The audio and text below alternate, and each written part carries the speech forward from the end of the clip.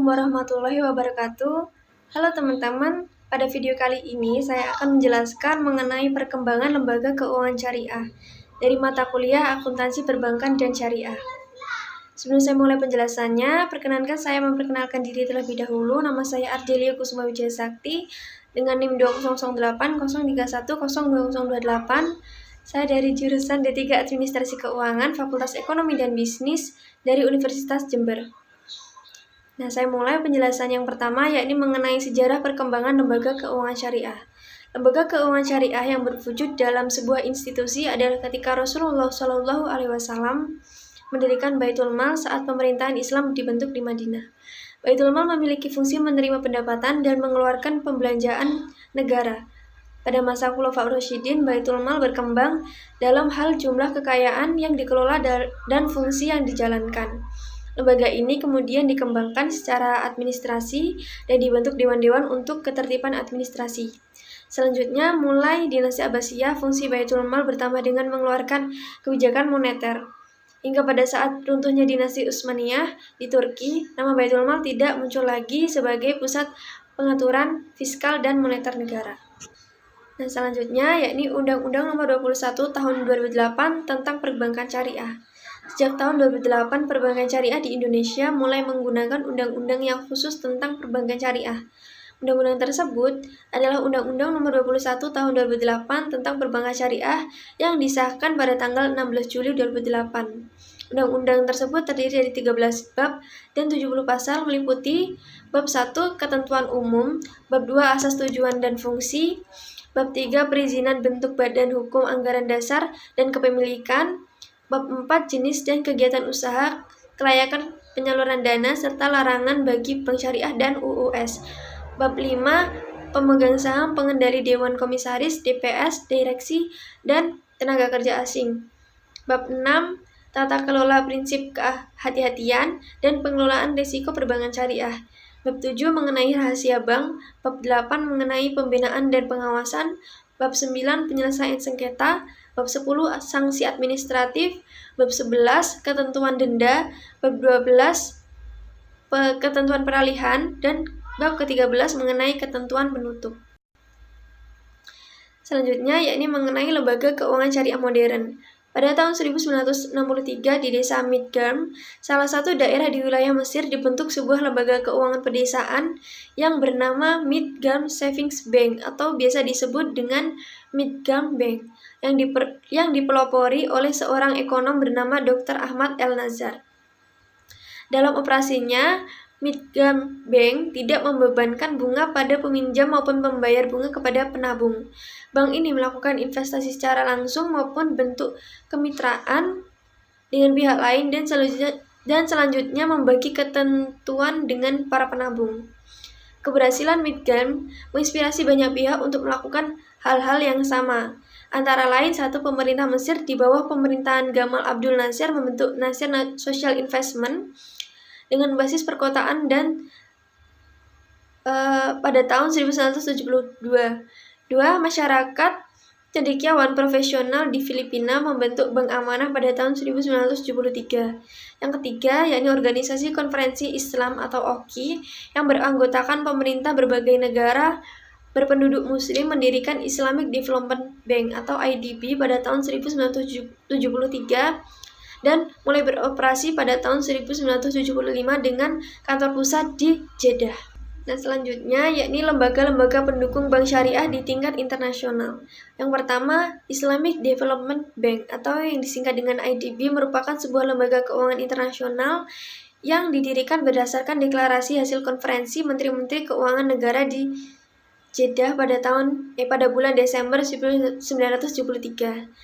IDB didirikan dengan tujuan mendorong kemajuan pembangunan ekonomi dan sosial negara, anggota, dan komunitas muslim secara bersama-sama berdasarkan prinsip-prinsip syariah Islam. Yang kedua, Accounting and Auditing Organization for Islamic Financial Institution atau yang disingkat dengan AAOIFI merupakan lembaga internasional yang bersifat otonom dan non-profit yang menyiapkan berbagai standar akuntansi, audit, tata kelola atau governance, etika, dan syariah bagi lembaga-lembaga keuangan Islam. Yang ketiga ada International Islamic Financial Market atau yang disingkat dengan IFM, merupakan lembaga internasional yang didirikan untuk mengembangkan pasar modal dan pasar uang syariah secara global, dan selanjutnya diharapkan dapat mengembangkan pasar sekunder untuk instrumen keuangan syariah global. Yang keempat adalah Islamic Financial Services Board atau yang disingkat dengan IFSB, merupakan lembaga internasional penyusun standar bagi lembaga pengatur dan pengawas yang memiliki kepentingan dalam mendorong stabilitas dan kemajuan industri jasa keuangan syariah yang meliputi perbankan, pasar modal, dan asuransi. Selanjutnya ada Bank Syariah dan perkembangannya di Indonesia. Bank Syariah di Indonesia secara konsisten telah menunjukkan perkembangannya dari waktu ke waktu. Kendati pangsa perbankan syariah sempat bertahan cukup lama di kisaran 4%, pada Oktober 2016 untuk pertama kalinya pangsa perbankan syariah terhadap total bank mencapai di atas 5%, yaitu 5,17% saat konversi PT BPD Aceh menjadi Bank Aceh Syariah. Di bulan berikutnya, tren positif ini masih terasa hingga pangsa pasar bank syariah mencapai 5,34% di akhir tahun 2017 dan 5,79% di akhir tahun 2017. Selanjutnya ada lembaga-lembaga keuangan syariah di Indonesia. Yang pertama, Bank Umum Syariah, Bank Pembiayaan Rakyat Syariah, dan Unit Usaha Syariah Bank Konvensional. Berdasarkan Undang-Undang Perbankan Syariah Indonesia Nomor 21 Tahun 2008, disebutkan bahwa bank terdiri atas dua jenis, yakni bank konvensional dan bank syariah. Bank konvensional adalah bank yang menjalankan kegiatan usahanya secara konvensional yang terdiri atas bank umum konvensional dan bank perkreditan dan bank perkreditan rakyat. Adapun bank syariah adalah bank yang menjalankan kegiatan usahanya berdasarkan prinsip syariah yang terdiri atas bank umum syariah dan bank pembiayaan rakyat syariah. Yang kedua ada Baitul Mal wat Tamlik.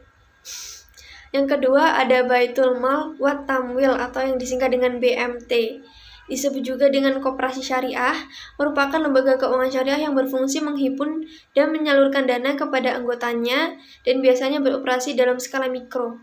BMT terdiri dari dua istilah, yaitu Baitul Mal dan Baitul Tamwil.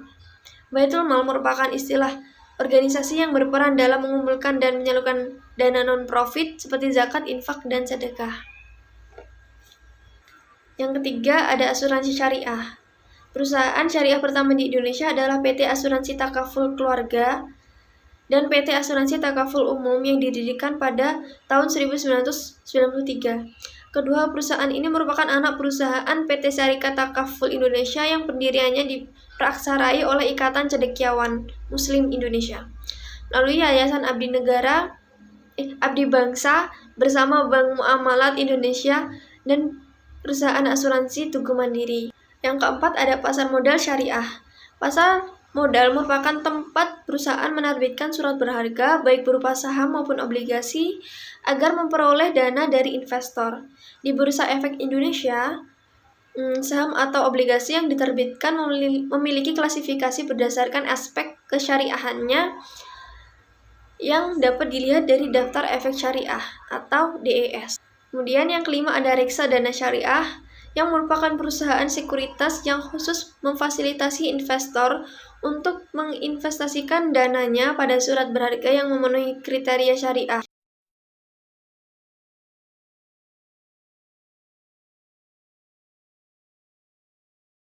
Yang ketujuh ada Lembaga Amil Zakat dan Badan Amil Zakat atau yang disingkat dengan LAZ dan BAZ. Merupakan lembaga amil zakat yang diakui keberadaannya oleh pemerintah Indonesia. Selanjutnya ada institusi pendukung perkembangan perbankan syariah di Indonesia. Yang pertama adalah Bank Indonesia, merupakan regulator bagi perkembangan seluruh bank umum dan BPR di Indonesia, termasuk BUS dan BPR Syariah. Sebagai regulator, Bank Indonesia telah mengupayakan adanya payung hukum bagi berkembangnya bank syariah di Indonesia, yaitu dengan masuknya istilah prinsip syariah dalam Undang-Undang Nomor 10 Tahun 1998 tentang perbankan. Yang kedua ada Dewan Syariah Nasional, Majelis Ulama Indonesia dan Dewan Pengawas Syariah yang memiliki tugas yakni memberikan atau mencabut rekomendasi nama-nama yang akan duduk sebagai anggota DPS. Yang kedua, mengeluarkan fatwa atas jenis kegiatan keuangan.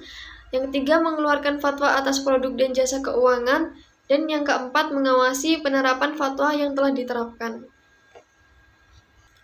Yang ketiga, ada Dewan Standar Akuntansi Syariah Ikatan Akuntan Indonesia atau yang disingkat dengan DSASIAI, yakni dibentuk oleh Ikatan Akuntan Indonesia pada tahun 2010. DSAS ini menggunakan Komite Akuntansi Syariah yang merupakan komite yang dibentuk untuk merumuskan standar akuntansi syariah. Yang keempat, yakni ada Otoritas Jasa Keuangan atau yang disingkat dengan OJK, adalah lembaga negara yang berfungsi menyelenggarakan sistem pengaturan dan pengawasan yang terintegrasi terhadap keseluruhan kegiatan di dalam sektor jasa keuangan. Nah, selanjutnya yakni ada Master Plan dan Roadmap Perbankan Syariah di Indonesia. Yang pertama, meningkatkan ekspansi usaha jaringan dan produk keuangan syariah.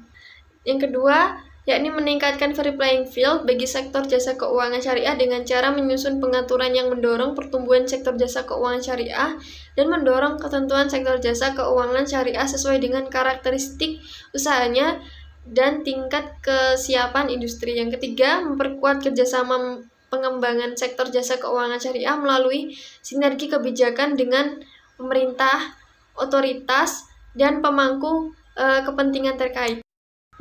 Nah teman-teman, sekian yang dapat saya sampaikan mengenai perkembangan lembaga keuangan syariah. Terima kasih yang telah menyimak video ini. Saya mohon maaf jika ada kekurangan atau kelebihan kata. Wassalamualaikum warahmatullahi wabarakatuh.